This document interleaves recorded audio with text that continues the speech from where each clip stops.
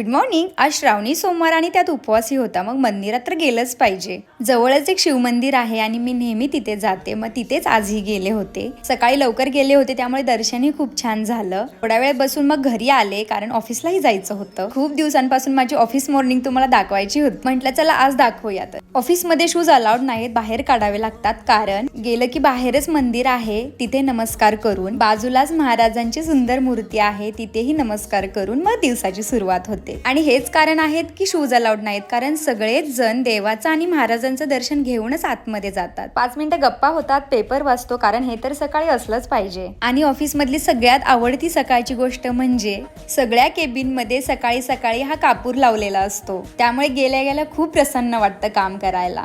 PC on होतोय तोपर्यंत तर लेमन टी येतो आणि मग लेमन टी घेऊन फायनली कामाला सुरुवात होते। तर अशी असते आमच्या ऑफिसची सुरुवात। भेटूया नवीन व्हिडिओ मध्ये। Okay, bye bye.